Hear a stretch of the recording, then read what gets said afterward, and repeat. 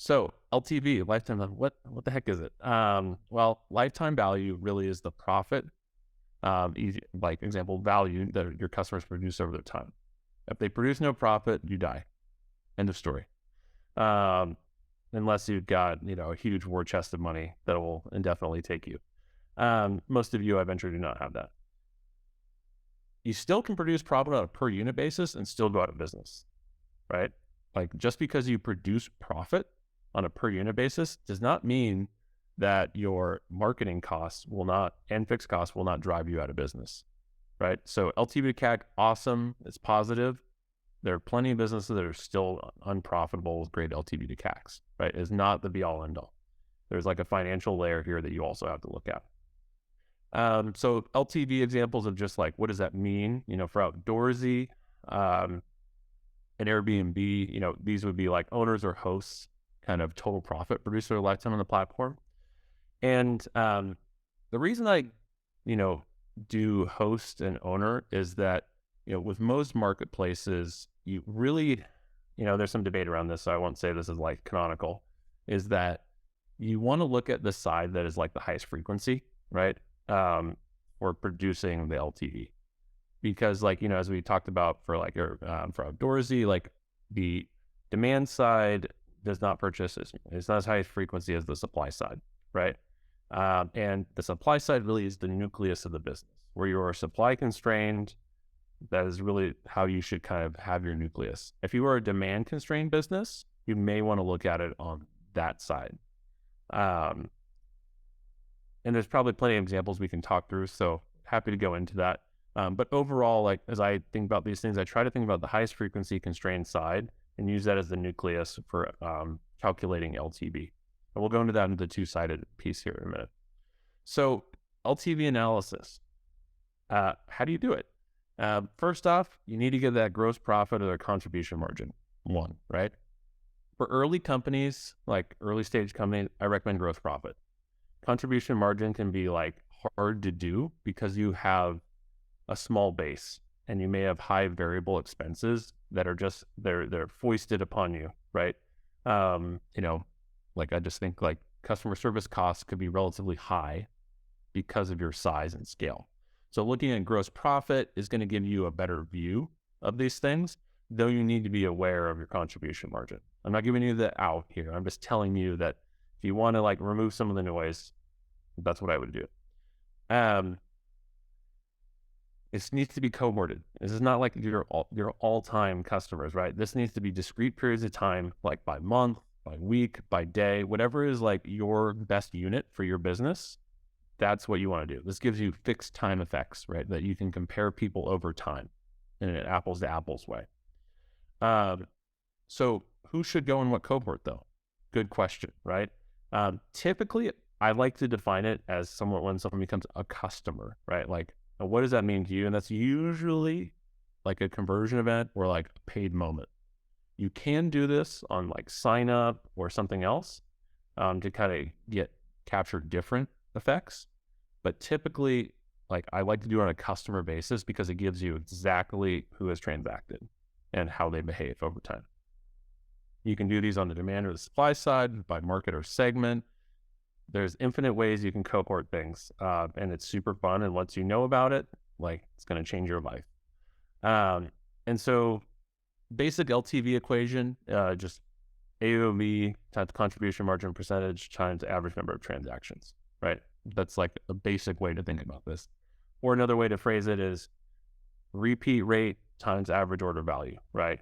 Times profit rate. So I shared this chart on the right just because I love it. Like it's one of these like cool charts and just a good example of what cohort analysis looks like, right? So this one's from Uber. Andrew Chen, I think, shared this forever ago now. But what it shows is like basically for Uber, like their monthly trips growth by cohort. And they did it by market, right? And so it's kind of cool here is you can see like the early ones, the blue ones, right? These markets didn't grow as fast, right? They hadn't figured out how to make it hum, right? They didn't have the product in the way that they had it later, right? And so as they launched into China, they knew how to make this thing hum, right? And those cohorts, just like monthly trip growth, just went off the charts super fast and super early. And so this is kind of instructive, right? As you as a company look at this and see, which markets you launched in at what time, and you can see essentially their trajectory and their slope. We're going back to like calculus here or whatever, algebra, calculus, whatever. Like that slope really matters because that tells you how fast these like essentially segments are growing over time. And those ones on the right or the left, sorry, the red ones, they are, as it says, going nuclear, like growing super fast.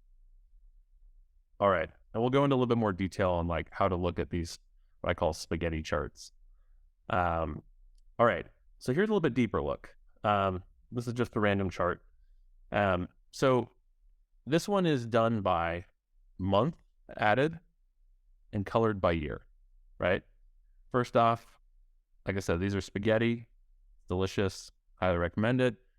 But what you want to look at across this is like the different types of spaghetti, right? And they have different kind of characters. This one, for example, you can see that over time, it's getting steeper and steeper and steeper, right? This is like a curve that you would want to see in your cohort charts. What does that tell you? It tells you that there's an acceleration in the value produced by cohort over time, right? And so the slope coefficient really matters, right? Now, what also is important is where each of these cohorts start on the y-axis, right? Why is that important? It tells you essentially, on average, how much they're making in their first month. Or, for example, if this was like Airbnb, how much would a host make in their first month, right? And so the higher it is there, right, the better your LTV is going to be over time. You want it to start higher. The lower it starts, the harder it is to, overcome gravity over time, even with a steep kind of, acceleration to your curves. And last but not least, one thing I think is really interesting with this chart is you see how there's kinks to this. This bottom arrow going to the kinks shows you is that, there's big moments where the LTV goes up. That may tell you that there's some seasonality to this business, right? There's a frequency to purchasing that's important at certain like junctures of time. And so these spaghetti charts, are great because they actually tell you a lot of information. They're probably one of my favorite charts to look at for business.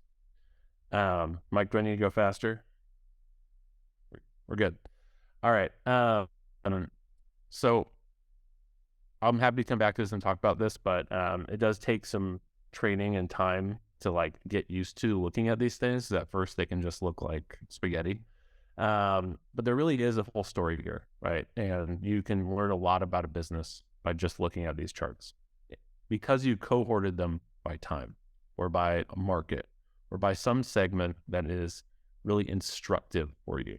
And again, I've showed Uber, given this example, which is kind of contrived.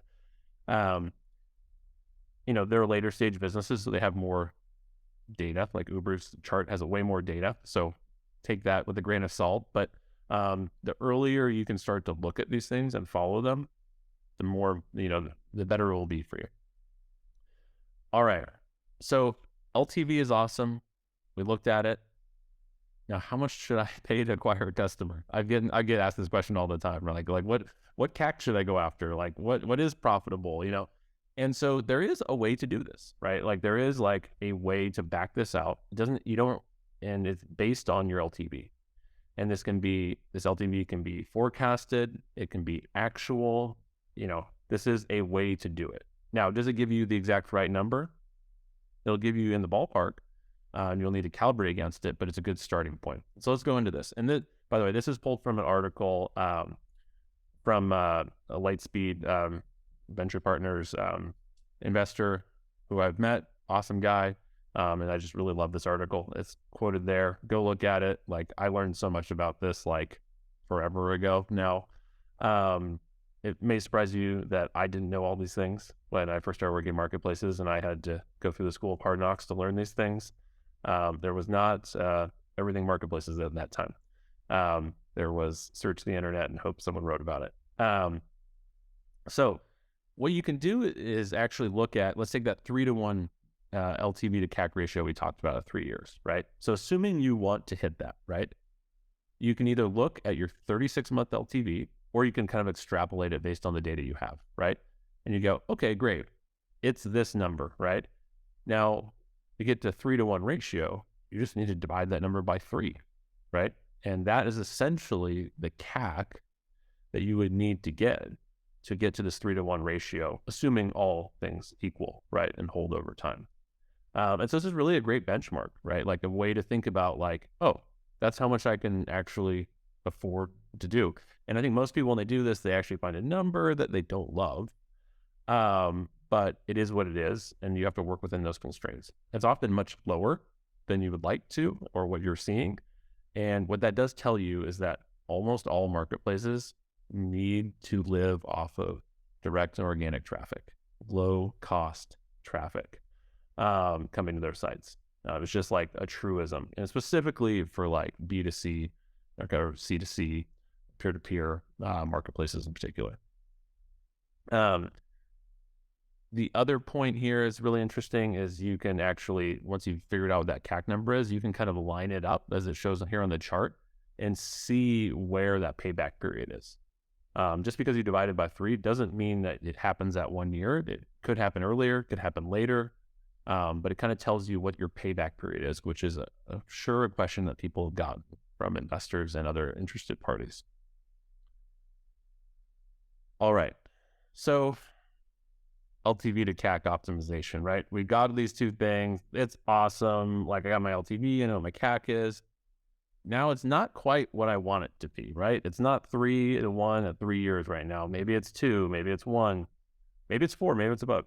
So the question is like, how do you optimize this thing, right? And this is, one of the hardest parts of marketplaces, because it is about balance and doing things that are very disparate in nature. And there are a lot of things that go into your LTV CAC, as we saw in that equation. It's really like your repeat rate times your contribution margin, times the number of transactions, which your number of transactions is a function of your conversion rate, right? And a bunch of other things, and they're all interdependent. And so the most important thing I think to take away from this is that there is no one silver bullet in these optimizations, right? Like your conversion rate is also a function of how much people charge for the good or service in your marketplace, right? Which contributes to your average order value. You get people to bring down their prices, increases your conversion rate, but it may lower your average order value, which may in turn impact your contribution margin, right? Well, then may have to bring down your CAC, but you may get more revenue because you do more transactions, right? And increase your repeat rate. So everything is tied together, and you can't just fix one thing and it all becomes better, right? And that's like just something I want to point out. And that's why you instrument and do the analytics, is so you can understand all these things and the relationships and see how they move together. So anyway, just some fun meanage for now.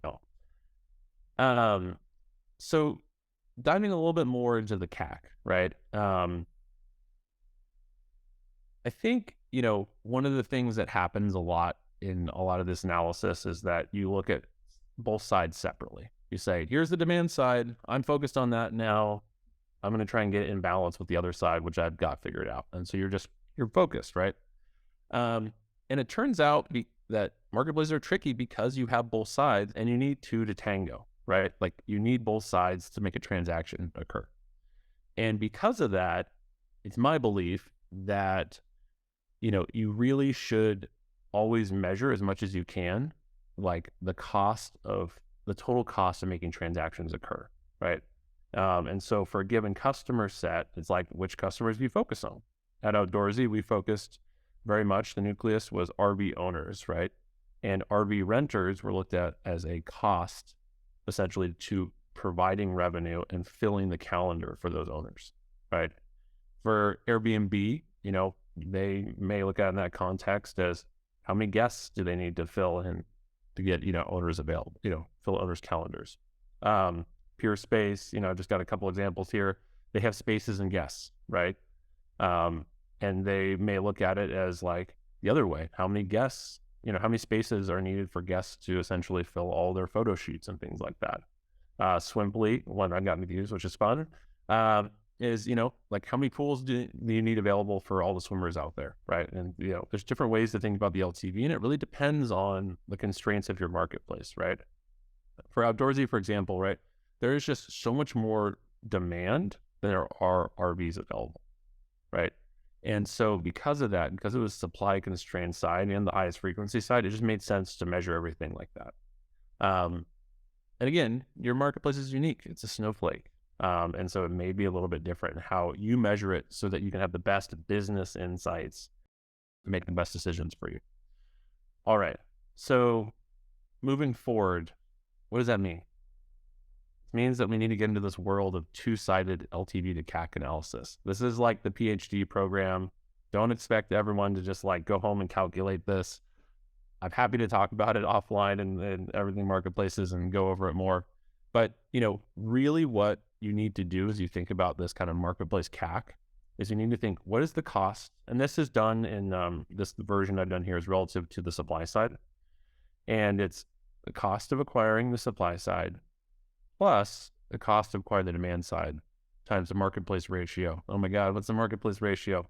Colin said it earlier, it was the buyer to seller ratio. This is a super important metric, right? And the reason you multiply those two is, what is CAC-D? It is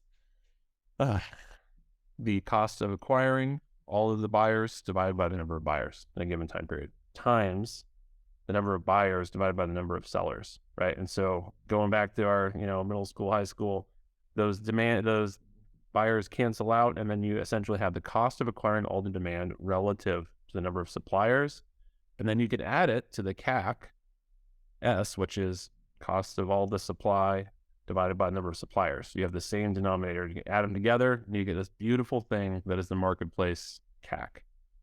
There's obviously some caveats here, making it very simplified. But what that gives you essentially is the total cost of producing the revenue or the value. Sorry, I shouldn't say revenue, the profit and value for a given cohort. And that's really important because it gives you kind of like your true measure of LTV to CAC for the two-sided marketplace.